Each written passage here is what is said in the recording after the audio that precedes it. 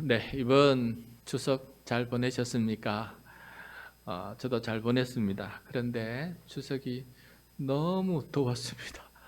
햇볕이 얼마나 따가운지 밖에 서 있는 것 자체가 굉장히 고통일 정도로 이런 추석은 처음 맞이하는 것 같습니다.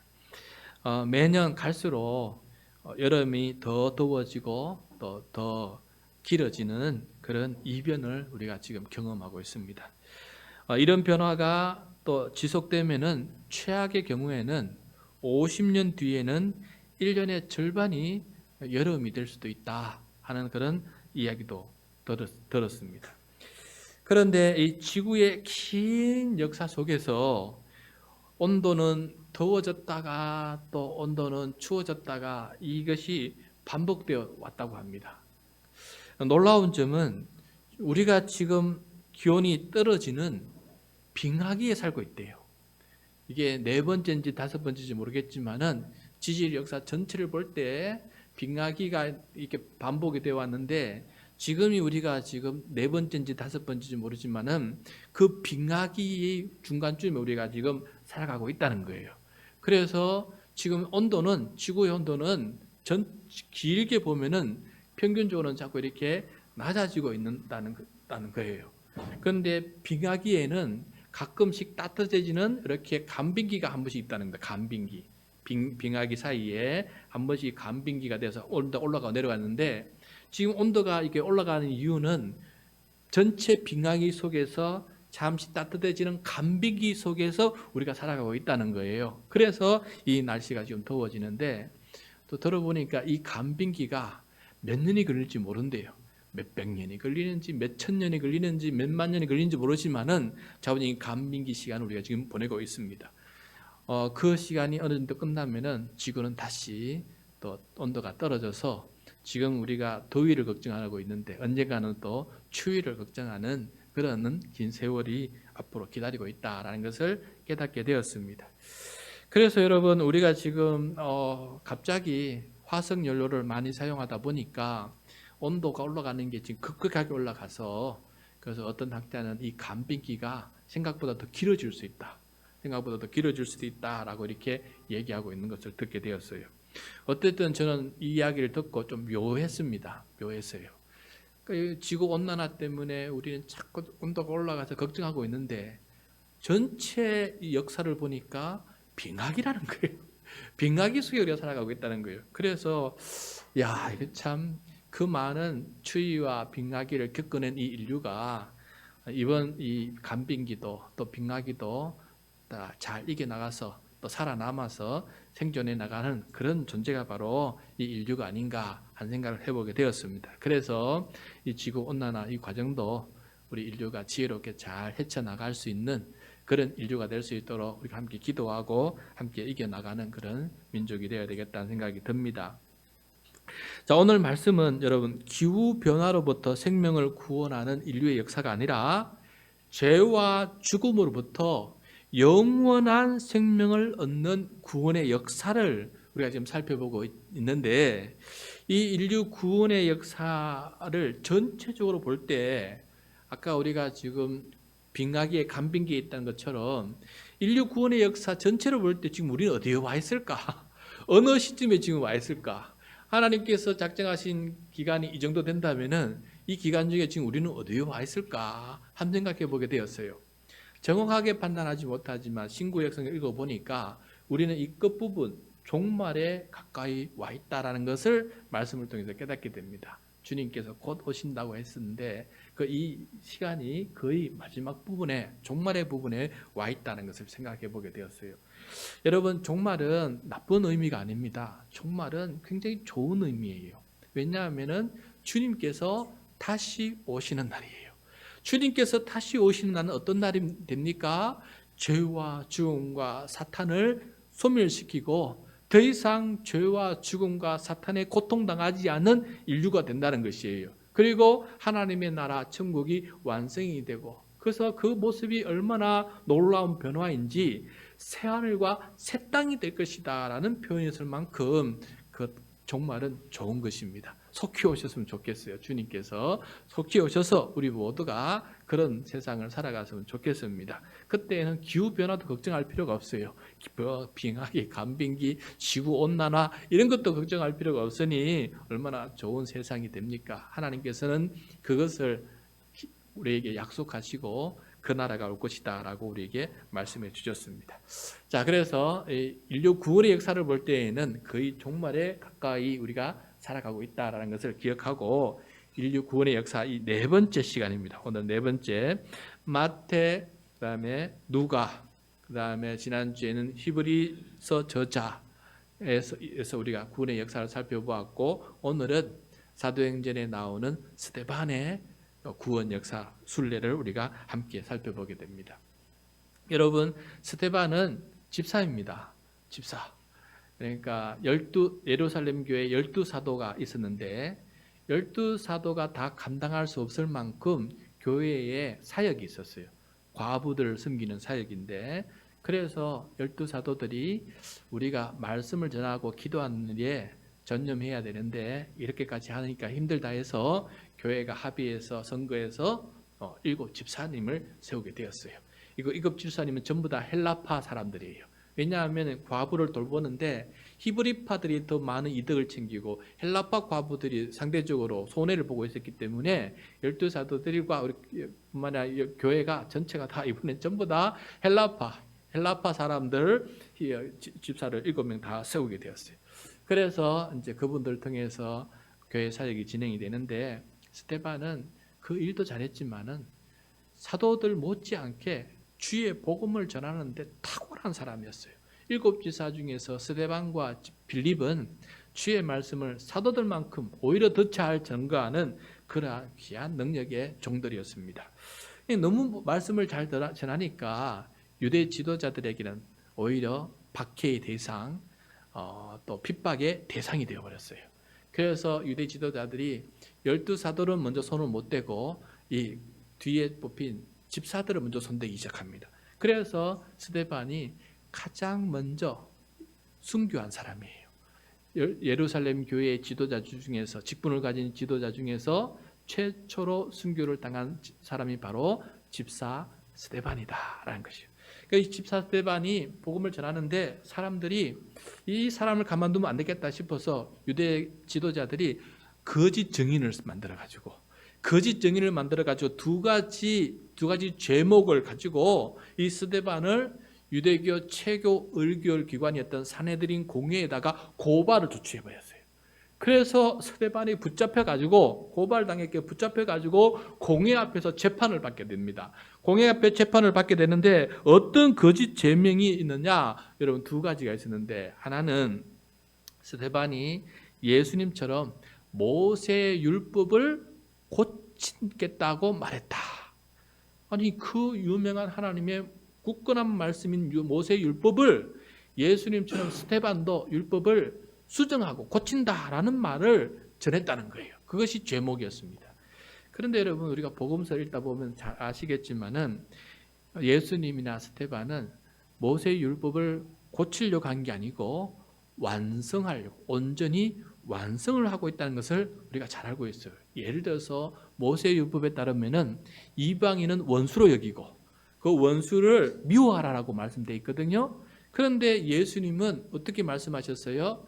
아니다, 이제는 원수를 사랑하고 원수를 위해서 기도해 줘라. 그리고 그 원수에게 주의 복음을 전하는 사람이 되어서 그도 하나님 앞에 복받는 사람이 되게 만들어주라라고 말씀하신 것이거든요. 그러니까 예수님께서 말씀하신 것은 율법을 파기시키려고 한 것이 아니고 그 제한적인 율법을 더 하나님의 뜻에 합당하게 온전하게 완성시키려고 말씀하셨던 것이에요. 그런데 그것을 깨닫지 못하는 유대교 지도자들은 저들이 예수님과 그 제자들이 율법을 파기시키려고 한다라고 이렇게 음모를 만든 것입니다. 그것이 첫 번째 고속거리였고, 두 번째는 스데반이 예수님께서 성전을 헐겠다는 그 말씀을 하셨거든요. 너희들이 성전을 헐어라, 내가 3일 만에 다시 건축하리라라고 말씀하셨는데 그 말씀을 스데반도 전했어요. 그랬더니 유대인 지도자들과 사람들이 저 스데반이 성전을 헐겠다고, 감히 거룩한 성전을 파기 헐겠다고 아니면 모독, 신성 모독적인 발언을 했다라고 두 번째 제목을 지었어요. 근데 여러분 아시지요? 이게 왜 모함인지. 예수님께서 말씀하신 것은 진짜 성전을 부수다는 것이 아니고 성전이 된 자기 몸을 너희들이 죽일 것이다. 너희들이 이 성전된 내 몸을 죽일 것이다. 파괴실 것이다. 그러나 하나님은 3일 만에 나를 다시금 살아나게 해서 다시 살아나는 성전이 온전한 성전으로 하나님께서 회복시켜 주신다고 하는 비유로 하신 말씀인데 그들이 모함을 하기 위해서 그렇게 거짓으로 고소를 한 것이에요. 그래서 이 두 가지 고소를 당해서 지금 스데반이 공회 앞에서 재판을 받는데 그때 스데반이 말한 변명의 이야기가 인류 구원의 역사예요. 자, 먼저 이 공회 의장이었던 대제사장이 스데반에게 질문을 합니다. 1절입니다. 1절 같이 읽겠습니다. 시작. 대제사장이 이르되 이것이 사실이냐? 그래서 스데반은 이 사실 여부를 말하면 됩니다. 짧게 말해도 되는데 이 사실 여부를 말하기 위해서 스데반은 아브라함부터 시작해서 시작된 인류 구원의 역사를 그것을 최종 완성시키고 계시는 예수님에까지 그 긴 역사를 읊어가는 거예요. 읊어가는 겁니다. 그 시작점, 출발점이 아브라함 아닙니까? 먼저 출발점을 한번 봅시다. 2절과 3절입니다. 2절, 3절 시작. 스데반이 이르되 여러분 부형들이여 들으소서.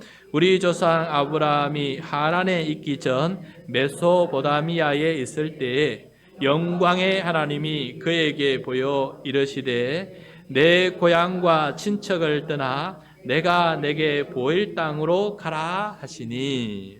자, 유대인의 시조는 아브라함 아닙니까? 최초의 조상은 아브라함 아닙니까? 아브라함도 처음에는 메소포타미아 바벨론이죠. 거기에서 우상을 섬기고 살던 한 사람이었어요. 그때 당시에는 수메르 문명이라고 인류 역사는 말해요. 수메르 문명에서 거기는 수만 가지 신들이 있었거든요. 그래서 그 신들을 섬기던 사람이었는데 하나님께서, 영광의 하나님께서 그에게 자신을 아브라함에게 나타나셔서 말씀하십니다. 너는 여기를 떠나서 내가 지시할 땅으로 가라라고 이렇게 말씀하십니다. 자, 여러분, 이때는 모세가 지은 성막도 없었고 솔로몬이 돌로 지은 성전도 없었던 시절이에요. 그러나 하나님은 자유롭게 계시고 자유롭게 인류 구원의 역사를 진행하고 계십니다. 그리고 아브라함과 그 후손은 자기가 살아가는 장막에서든지 혹은 산에서든지 혹은 들판에서든지 간단하게 제단을 쌓아서 하나님 앞에 예배하는 민족으로, 예배하는 가족으로 그렇게 살아가고 있었습니다. 성막과 성전이 없어도 하나님은 인류 구원 역사를 그 긴 시간을 거쳐서 그 군의 역사를 펼쳐오고 계셨던 것이에요. 그 긴 구원의 역사가 바로 2절부터 43절까지 이야기입니다. 2절부터 43절까지 성막도 없이 성전도 없이 하나님께서 인류 구원을 해가는 이 긴 역사 이야기를 쭉 훑어오는 거예요. 그러다가 44절에 가서야 처음으로 성막이 나타나게 됩니다. 그래서 여러분, 저도 22절부터 이 43절 싹 다 건너뜁니다. 슝 건너뛰어서 성막. 왜냐하면 지금 스데반이 성전을 흐른다는 죄목으로 지금 잡혔기 때문에 그 부분을 지금 설명하려고 지금 긴 세월을 흘러왔던 거예요. 요점은 하나님은 성막, 성전이 없어도 인류 구원의 역사를 베풀어 오셨다라는 것을 말씀하신 거고, 처음으로 성막이 생긴 것부터 지금 얘기하는 것을 들어보도록 하겠습니다. 자, 44절이에요. 44절 시작. 광야에서 우리 조상들에게 정거의 장막이 있었으니 이것은 모세에게 말씀하신 이가 명하사 그가 본 그 양식대로 만들게 하신 것이라. 예. 애굽에서 탈출한 이스라엘이 광야 길을 걸어서 시내산, 3개월 만에 시내산에 도착하게 됩니다.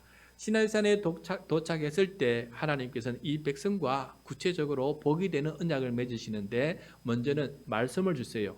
율법을 그게 율법의 핵심은 십계명 아니겠습니까? 그 십계명을 돌판에 새겨서 주세요.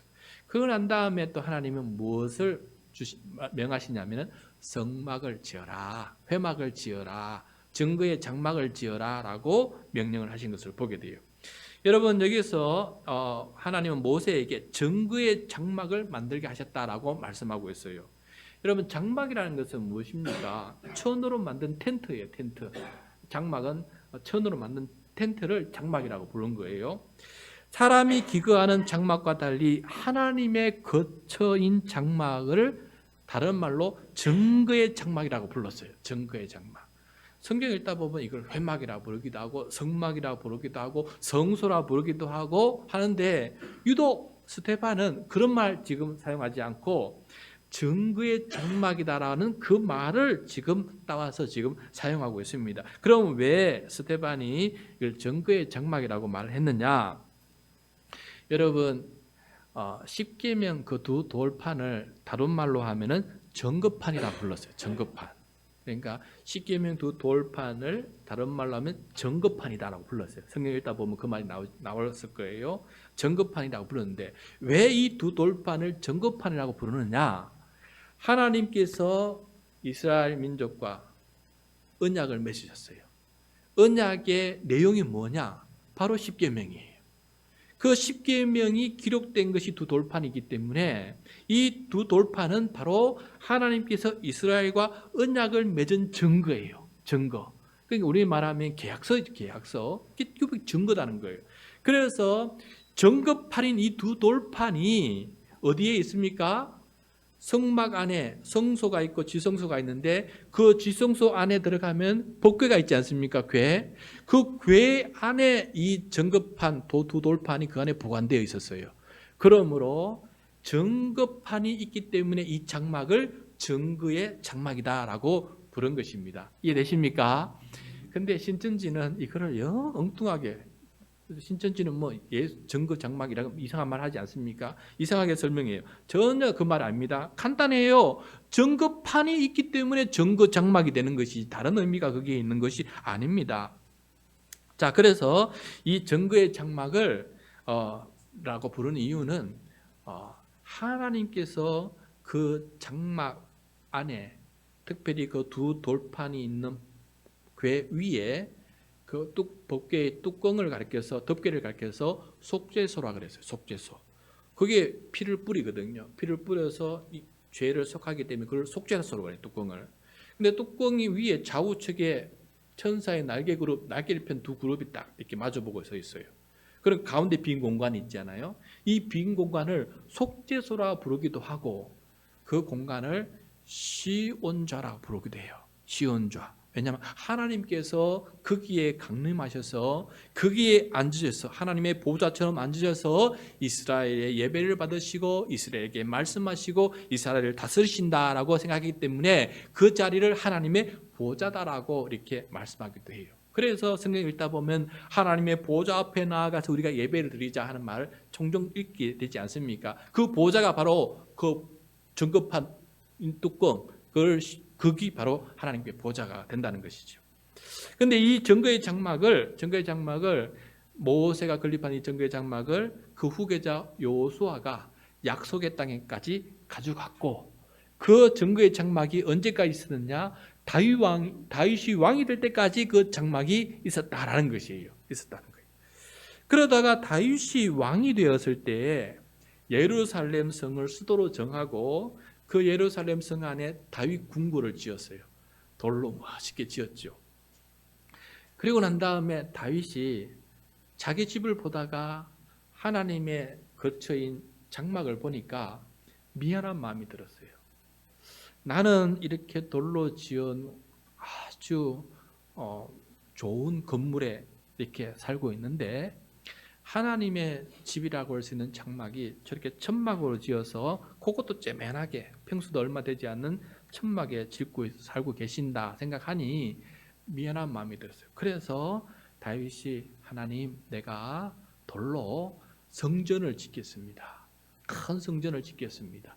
내 궁궐보다 더 높은 곳에 더 넓게 그렇게 하나님의 성전을 지어서 내가 하나님을 왕으로 모시는 그런 왕이 되겠습니다 라고 그렇게 말하게 돼요. 그게 바로 46절이에요. 46절 같이 읽겠습니다. 시작. 다윗이 하나님 앞에서 은혜를 받아 야곱의 집을 위하여 하나님의 처소를 준비하게 하여 달라고 하더니, 자, 다윗이 하나님의 은혜를 많이 받아서 은혜를 생각하니 감사한 마음이 생긴 거예요. 그래서 야곱의 집을 위해서, 야곱의 집을 위해서라는 말은 이스라엘을 위해서라는 뜻이에요. 이스라엘. 왜냐하면 야곱의 12아들이 나중에 12지파가 되지 않아요. 그래서 야곱의 이름도 나중에 이스라엘로 바뀌지 않습니까? 그래서 야곱의 집을 위한다는 것은 이스라엘 이 백성들을 위해서 하나님의 처소를 제가 준비하겠습니다. 바로 하나님의 처소가 바로 장막이고, 지금 다윗이 준비하겠다는 것은 성전이죠. 성막이 아니라 막이 아니라 전, 돌로 지은 큰 궁전과 같은 전이다라는 것입니다. 이렇게 말씀을 드렸더니 하나님께서 대번에 하신 말씀이, 내가 언제 집을 돌로 지어달라고 말한 적이 있느냐, 내가 언제 돌로 집을 지어달라고 한 적이 있느냐 하시면서, 필요 없는데 네가 그렇게 겸손하게 감사하는 마음으로 헌신하는 마음을 가지고 나를 생각해 주니 하나님의 마음이 흡족하게 되셨어요. 그래서 하나님께서 다윗에게 새로운 언약을 하나 베풀어 주시는데, 그 언약이 뭐냐? 소위 다윗 언약인데, 다윗 너 자손들이 계속해서 왕위에 오르게끔, 너희가 하나님의 말씀에 순종하면 계속해서 왕위에 오르게끔 내가 그렇게 해주겠다. 엄청난 큰 복을 하나님께서 다윗에게 주신 것을 보게 돼요. 물론 그러지만은 대신 네가 성전을 건축할 수는 없다. 왜냐하면 너는 수많은 전쟁과 또 반역을 경험하면서 많은 사람의 피를 흘렸기 때문에 그 피 묻은 손으로 성전을 건축할 수 없으니 네 아들 솔로몬이 평화로운 시대에 그렇게 성전을 건축하게 하겠다라고 이렇게 말씀하신 거예요. 그래서 솔로몬이 사실은 성전을 건축한 것이죠. 계획은 다윗이 했지만은 실제 건축한 사람은 솔로몬이었습니다. 그런데 솔로몬도 성전을 건축한 다음에 성전 봉헌식을 할 때 그 모든 백성들 앞에서 대표 기도를 하게 되거든요. 기도 인도를 하게 되는데, 그때 솔로몬이 뭐라고 말했는지 우리가 좀 들을 필요가 있습니다. 열왕기상 8장 27절, 이번 주 중에 읽을 말씀이거든요. 이번 주 중에 우리가 읽어가는 말씀인데, 성전에 대한 건축하는 이야기 읽게 될 거예요. 미리 한번 읽어보겠습니다. 열왕기상 8장 27절 같이 읽겠습니다. 시작. 하나님이 참으로 땅에 거하시리까 하늘과 하늘들의 하늘이라도 주를 용납하지 못하겠거든 하물며 내가 건축한 이 성전이오리까. 자, 하나님은 어떤 처소에 갇혀 계실 분이 아니고, 하나님께서는 창조하신 모든 공간에 자유롭게 살고 계시는 분이시고, 때로는 하나님은 창조주시기 때문에 이 창조 공간을 초월해서 계시는 분이시기도 한데, 감히 내가 어찌 성전을 건축했다고 해서 하나님 거기에만 계십시오라고 내가 말할 수 없습니다. 혹시 잠깐 계시더라도 위대하신 영광의 하나님이 내가 지은 이 건축은 최선을 다한다고 했지만은 하나님의 그 영광에 비하면 너무 초라합니다. 그래서 여기에 계시라고 하기에는 내가 민망한데 그래도 이 건축을 지었으니 좀 교만하기도 합니다. 제가 그런 겸손한 마음이 여기에 담겨져 있어요. 하물며 내가 건축한 이 성전에 주께서 계시라고 하기에는 내가 민망스럽습니다 하는 그런 겸손의 표현이에요. 스데반도 이러한 성전 건축할 때 이 원래 마음을 스데반도 물려받았어요. 그래서 성전을 헐겠다고 모함을 받았는데 그들에게 이렇게 변명을 하면서 어떤 말을 하느냐, 이 솔로몬의 원래 마음을 이어받은 이사야 선지자의 그 말을 인용해서 그 백성들에게 말해요. 이사야 선지자도 성전에 대한 원래 의미를 알고 있었거든요. 그래서 그 말씀이 48절부터 오늘 말씀 48절부터 50절까지입니다. 48절부터 50절까지 스데반 집사가 성전에 대한 어떤 생각을 가지고 있었는지 함께 들어봅시다. 시작. 그러나 지극히 높으신 이는 손으로 지은 곳에 계시지 아니하시나니 선지자가 말한 바 주께서 이르시되 하늘은 나의 보좌요 땅은 나의 발등상이니 너희가 나를 위하여 무슨 집을 짓겠으며 나의 안식할 처소가 어디냐? 이 모든 것이 다 내 손으로 지은 것이 아니냐 함과 같으니라. 예. 성전 지성소에 있는 덮개가 하나님의 보좌라고 하지만은 하나님의 진정한 보좌는 하늘이다. 하늘 위에 하늘이다. 감히 어찌 우리가 여기에 앉으라고 할 수 있느냐? 다만 이 땅 전체도 사실은 하나님의 발등상에 불과하다. 발의 등에 불과하다라고 이렇게 굉장히 겸손하게 말하고 있는 것을 보게 돼요. 그래서 성경을 보면은 이 덮개가 하나님의 보좌라는 말도 있지만은 하나님의 발등상이라고 말하는 부분도 많이 나오고 있어요. 예를 들어서 시편 132편 7절인데 우리 화면을 보면서 같이 읽겠습니다. 시작. 우리가 그의 계신 곳으로 들어가서 그의 발등상 앞에서 엎드려 예배하리로다. 자, 이게 바로 솔로몬의 원래 마음과 같이 통하는 말이에요. 하나님 성전이라고 지었지만은 감히 하나님의 보좌라고 말하기에는 부족합니다. 그저 하나님의 발등상이라도 여겨주셔서 그렇게 하나님께서 이곳에서 우리를 다스려 주시면 감사하겠습니다 하는 그런 표현이 여기에 담겨져 있는 것을 보게 됩니다. 여러분, 예수님께서도 사마리아에 가셔서 어느 우물가에서 한 여인을 만날 때서 대화를 나눈 적이 있지 않습니까? 그때 그 여인이 예수님께 약간 불평투로 얘기를 합니다. 우리 조상들은 이 산에서 예배하는데, 그러니까 우리 사마리아 사람들은 여기 세겜산에서 우리 사마리아 사람들을 위해서 지은 이 성전에서 예배를 하는데, 우리 사마리아인이 아닌 당신 유대인들은 사마리아가 아니고 예루살렘에 있는 성전이 참 성전이고 거기서 예배를 드려야 된다고 주장해서 우리의 예배를 무시합니다. 정말 그렇습니까? 라고 이렇게 이 사마리아 여인이 예수님께 질문을 하게 돼요. 그때 예수님께서 어떻게 대답했느냐 우리 한번 봅시다. 요한복음 4장 21절 화면을 보면서 같이 읽겠습니다. 시작. 예수께서 이르시되 여자여 내 말을 믿어라. 이 산에서도 말고 예루살렘에서도 말고 너희가 아버지께 예배할 때가 이르리라. 자, 사마리아 성전도 아니고 예루살렘 성전도 아니고 하나님께 예배할 때가 이르게 된다라고 굉장히 엄청난 말씀을 하셨어요. 그러면 어디에서 예배를 하게 된다는 것일까? 어디에서? 요한복음 4장 23절과 24절이에요. 23절과 24절 같이 읽겠습니다. 시작. 아버지께 참되게 예배하는 자들은 영과 진리로 예배할 때가 오나니 곧 이때라. 아버지께서는 자기에게 이렇게 예배하는 자들을 찾으시느니라. 하나님은 영이시니 예배하는 자가 영과 진리로 예배할지니라. 아멘. 자, 여기서 어디 성전이냐가 중요한 게 아니고 어떤 예배자냐가 중요하게 보신다라고 말씀하고 있어요.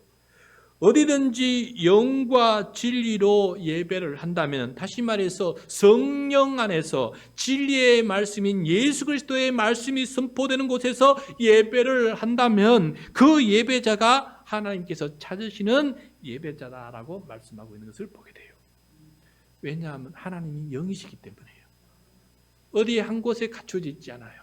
어디든지 예배자들이 모여서 성령 안에서 예수 그리스도의 진리의 말씀이 선포되는 곳에 모여서 예배를 드린다면 그곳에 하나님께서 그 예배를 받으시겠다라고 말씀하고, 그런 예배자를 진정으로 영과 진리 안에서 예배를 드리는 자를 찾으시겠다라고 주님께서 말씀해 주고 있는 것을 보게 됩니다.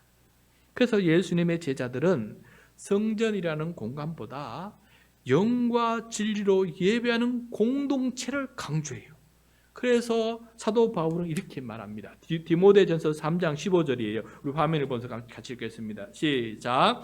만일 내가 지체하면 너로 하여금 하나님의 집에서 어떻게 행하여야 할지를 알게 하려 함이니 이 집은 살아계신 하나님의 교회요 진리의 기둥과 터니라.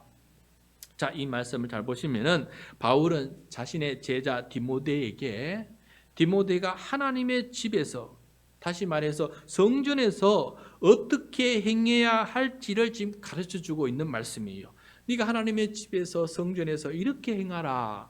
그런데 여기서 하나님의 집은, 다시 말해서 성전은 돌로 건축한 성전이 아닙니다. 뭐라고 말씀하고 있습니까? 살아계신 하나님의 교회가 성전이다, 하나님의 집이다라고 말씀하고 있어요.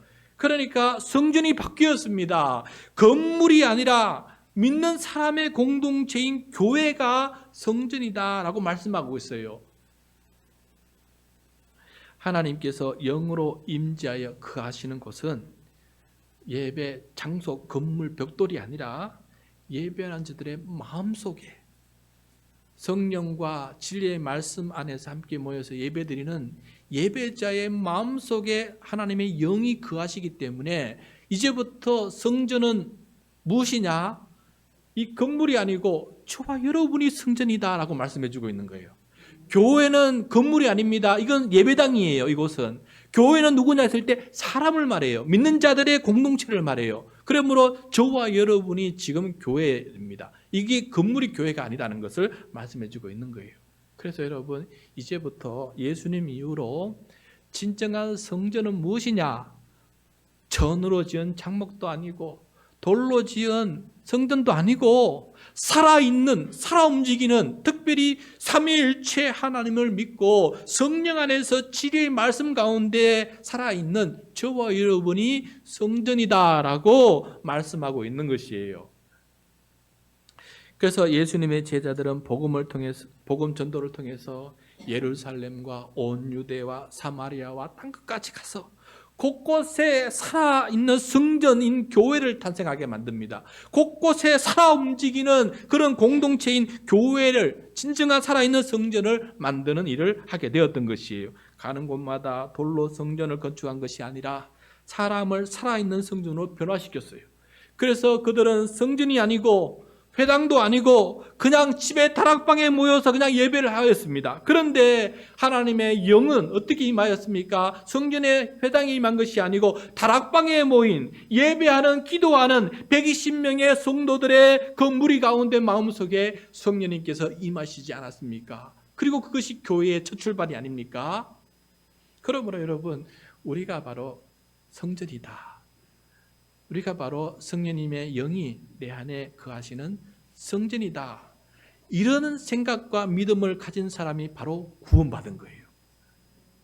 여러분, 내가 지금 서대반이 구원의 역사를 말하면서 강조하는 것이 무엇이냐? 구원이란 무엇이냐? 새로운 각도로 설명하고 있어요. 내가 성전이다라는 의식과 그 성전으로 마음을, 믿음을 가지고 살아가는 사람이 바로 구원받은 사람이다 라는 것을 우리들에게 지금 증거해 주고 있는 것이에요.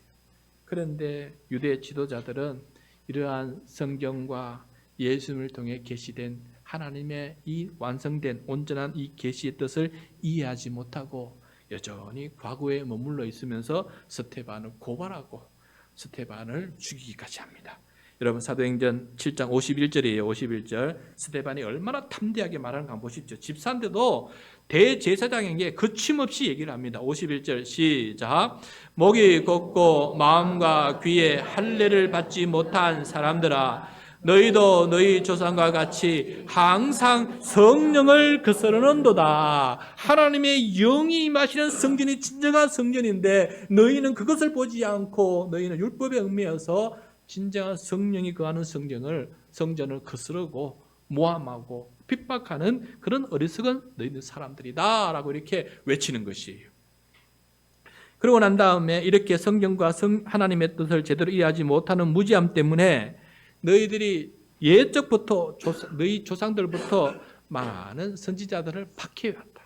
성령의 영의 감동에서 하나님의 말씀을 전하는 선지자들 너희들이 계속해서 박해왔지 않았느냐 하면서 말합니다. 52절입니다. 52절 시작. 너희 조상들이 선지자들 중에서 누구를 박해하지 아니하였느냐?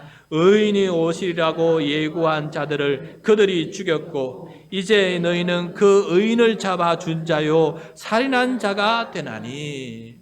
유대인들은 과거부터 선지자들을 박해했어요. 우리가 얼마 전에 배웠던 예레미야 얼마나 박해했습니까? 구덩이에 집어넣어버리고 감옥에 갇혀버리고 때리고 못 살게 그렇게 하지 않았습니까? 그렇게 했는데 특히 의인이 오시리라고 예고했던 선지자들, 다시 말해서 여기서 의인이라는 것은 그리스도를 말합니다. 예수 그리스도, 그리스도이신 예수님께서 오신다라고 말했던 선지자들조차도 너희들이 죽였고 막상 그 의인이 왔는데 그 의인을 너희는 잡았고 그 의인을 살인자의 손에 넘겨준 살인자가 되지 않았느냐? 너희들이 바로 그 의인을 죽인 사람이 아니냐? 너희들이 죄인이고 나는 너희들을 고발한다. 너희들이 살인자다 하면서 그 재판자 앞에서 담대하게 너희들이 나를 고발하는 것은 어리석은 그 고발이고 무지한 고발인데 진정한 고발은 너희들을 위해서 고발한 내가 진정한 고발이다. 너희는 의인을 성령의 영에 충만하여서 하나님의 말씀을 전하고 우리에게 구원을 베풀어 오신 예수 그리스도를 너희들이 죽였다. 너희들이 살인자다. 라고 이렇게 외치고 있는 것을 보게 돼요. 말로는 이 스데반을 이기지 못합니다. 분노한 그들은 화가 치밀어 올라서 어떻게 합니까? 폭력을 행사해요. 그 순간 바로 그들의 분이 울려서 막 이를 갈고 있다고 말해요. 그때 스데반이 성령이 충만해서 무엇을 보느냐? 하늘 보좌에 앉으신 하나님과 그 보좌 우편에 서 계신 예수님을 보게 돼요. 하늘이 열리고 하나님의 진정한 보좌를 보게 돼요. 성전에 있는 하나님이 보이는 것이 아니고 정말 하나님이 계신 보좌의 문이 열리고 거기에 앉으시고 하나님과 예수 그리스도가 그 우편에 서 있는 것을 보게 돼요. 그래서 스데반이 내가 지금 그것을 본다라고 간증하고 증언을 하니까 이 유대 지도자들이 화가 나가지고 스데반을 바로 밖으로 쫓아내고 돌로 던져서 그 자리에서 돌을 던져서 죽여버리게 된 것입니다. 여러분, 누가 죄인입니까? 누가 구원받은 사람입니까? 여러분, 스데반의 증언에 따르면 조금 전에 말씀드렸던 것처럼 하늘 보좌에 계신 하나님, 그 보좌 우편에 지금 부활 승천하셔서 거기에서 계셔서 다시 오실 것을 준비하신 예수 그리스도를 볼 수 있는 사람이 진정한 구원자이고 구원받은 사람이고 그 예수님의 영, 하나님의 영이 내 마음속에 들어와 계심으로 말미암아 성령에 충만한 사람, 내가 성전이 되어 살아가는 사람이 구원받은 사람이다라는 것을 우리들에게 말씀해 주고 있습니다. 그러므로 여러분, 우리의 삶은 어떠해야 됩니까? 성전 같은 삶을 살아야 됩니다. 어디에 가든지 내 안에 하나님의 영이 계신 사람으로 살아야 된다는 거예요. 그 어디에 가든지 우리의 삶은 거룩한 삶이 되어야 된다. 성전 같은 삶이 되어야 된다라는 것을 우리들에게 말씀해 주고 있어요. 그래서 이번 한 주간도 우리가 살아가면서 나는 성전입니다. 나는 거룩한 성전입니다. 살아 움직이는 성전입니다. 성전답게 거룩하게 살게 해주십시오. 그래야 저는 구원받은 사람으로서의 그 삶이 드러나게 도와주시고 내 이 믿음이 증거가 되게 도와주셔서 내 삶 속에서 성전 같은 삶이 나타날 수 있도록 도와주십시오. 그렇게 기도하며 살아간다면 이번 한 주간 하나님의 뜻에 합당한 귀한 삶이 되는 줄로 믿습니다. 네.